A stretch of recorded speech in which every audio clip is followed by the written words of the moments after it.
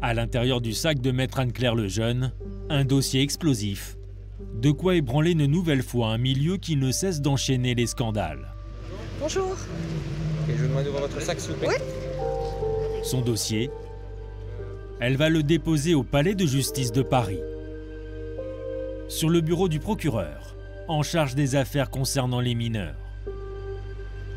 Et il y a 3 témoignages qui viennent en complément de cette plainte pour des faits d'agression sexuelle. Des agressions et qui auraient été commis par cet homme. Son visage ne vous dit peut-être rien, mais Gérald Marie n'est pas n'importe qui. Il a été le patron d'Élite en Europe, la prestigieuse agence de mannequins. En 30 ans, Gérald Marie a fait émerger des stars mondiales des podiums, comme Cindy Crawford, Linda Evangelista ou Karen Mulder. Un homme capable de faire, mais aussi de briser des carrières. C'est moi qui vais devoir garantir leur vie, garantir leur existence, garantir leur carrière. Des promesses de podium contre des faveurs sexuelles selon certains. Quand ma mannequin m'a dit qu'elle avait dû coucher avec Gérald Marie pour travailler, j'ai été dévastée. Aujourd'hui, l'homme a perdu de sa superbe, mais il dirige une nouvelle agence de mannequins. Ces 4 accusatrices craignent qu'il agisse encore. Alors elles ont décidé de parler.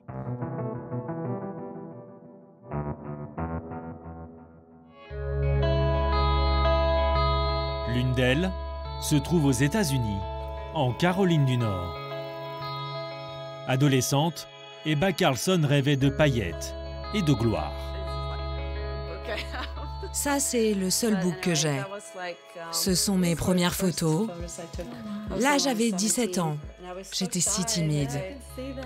En fait, je voulais voir ce que c'était d'être top modèle et peut-être devenir la prochaine Cindy Crawford. Ebba semble avoir toutes ses chances d'y arriver, à tel point que son agent l'envoie à Paris, rencontrer le tout-puissant patron de l'agence Élite. Elle a 20 ans. Gérald Marie m'invite dans son bureau. La première chose qu'il fait, c'est de fermer les stores. On est en plein jour. Je me dis, tiens, c'est étrange. Je me dis, pourquoi fermer les stores en plein jour, si ce n'est que pour personne ne voit? Et là, il commence à me dire, je peux faire de toi ceci, ou bien on a besoin de quelqu'un comme toi. Et tu sais ce que tu peux gagner avec ça? Des cachets à 6 chiffres, de l'argent, etc., etc. Eh bien, tu sais quoi? Pour être célèbre, tu dois donner quelque chose de toi-même. Et au moment où il dit ça, il met sa main, me pénètre le vagin avec ses doigts. J'ai été pétrifiée. Complètement pétrifiée. Qu'est-ce qui vient de se passer? Si les faits sont avérés, Ebba aurait pu crier et courir à la police. Seulement, sous le choc, la jeune mannequin s'en veut d'abord à elle-même. Comme si c'était peut-être dû à la jupe qu'elle porte ce jour-là. J'avais envie de vomir.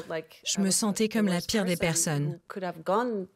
Comment j'ai pu être aussi bête et stupide de faire ce voyage et en plus revenir sans avoir eu le job?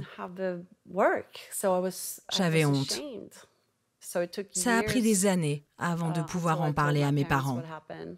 Je pensais que c'était moi qui avais fait quelque chose de mal, que j'avais été provocante. Bref, que c'était de ma faute. C'est de la manipulation au plus haut degré. Traumatisée, Ebba Carlson a très vite arrêté le métier de mannequin. Dans les années 80-90, Gérald Marie est un peu le grand ordonnateur de la mode. Il a le pouvoir d'imposer en couverture des magazines n'importe quelle fille. En 2001, nous l'avions suivi lorsqu'il organisait, comme chaque année, le concours international Elite Model Look. La finalité pour nous, c'est de pouvoir apprécier qui elles sont et dans ce vivier, choisir les filles qui vont assurer l'avenir de la compagnie et qui sont nos représentantes. 60 jeunes filles qui, comme Ebba Carlsson, se voit déjà en haut de l'affiche. À l'époque, nous avions découvert le regard clinique porté sur elle par Gérald Marie. La possibilité de sentir l'évolution que peut avoir une jeune fille de 14-15 ans, ce qu'ils peuvent en faire, ce qu'elle peut devenir. On sait d'avance que sa peau va se corriger un jour avec de la jeune fille, pas dégrossie que vous voyez aujourd'hui, quand vous la reverrez dans 2-3 ans, ça sera spectaculaire. Savoir deviner l'avenir dans un visage, c'est grâce à ce don qu'il a su repérer les plus grands top modèles. Mais que se passe-t-il après les défilés? Car il y a 20 ans, l'homme a déjà une réputation sulfureuse, même au sein de sa propre agence. Mary Anderson a dirigé Elite Chicago, et la plainte pour agression sexuelle ne l'étonne pas. Tout le monde dans l'industrie de la mode savait qu'il était un prédateur sexuel.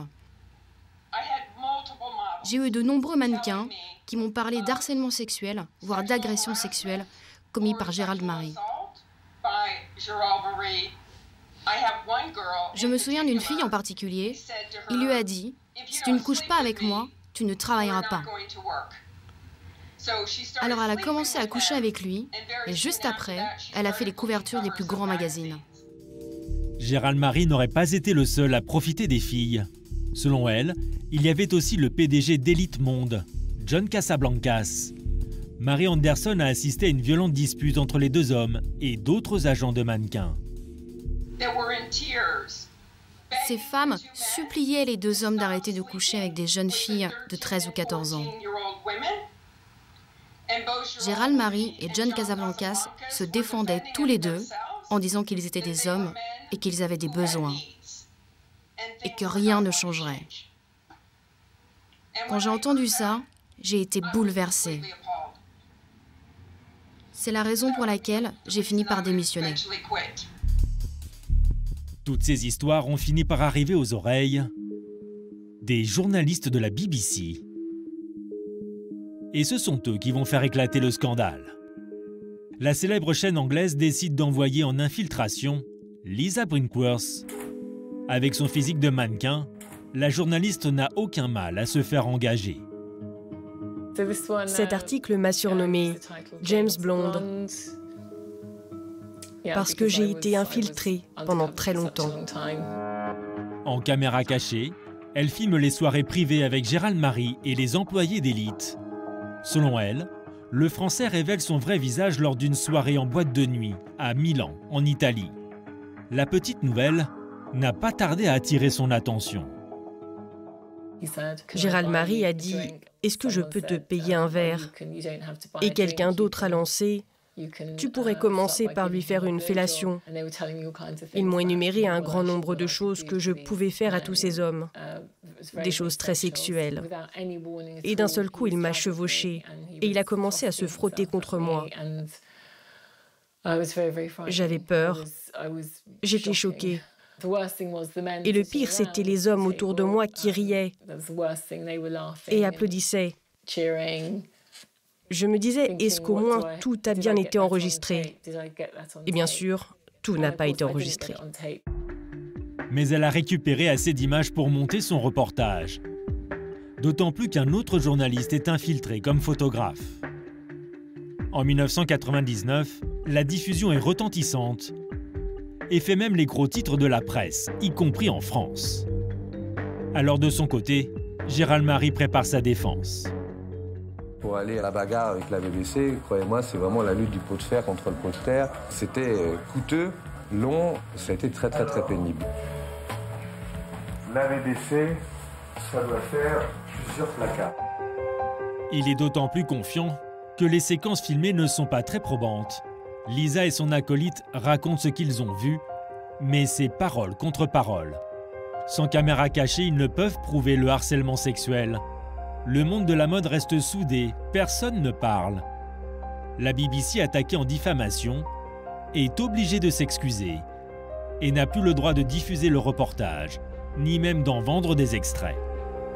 Les choses positives qui sont inscrites au niveau de cette affaire, c'est que les mannequins, elles n'ont pas bougé. Les mannequins, elles sont restées autour de moi, autour de nous. C'est une victoire pour Gérald Marie. Seulement, 20 ans plus tard, À l'heure des réseaux sociaux et des hashtags MeToo, des mannequins n'ont plus peur de briser le silence. Celles de l'époque Gérald Marie osent aujourd'hui parler. Lisa Brinkworth est la première à attaquer l'ancien patron d'élite en justice. MeToo a tout changé.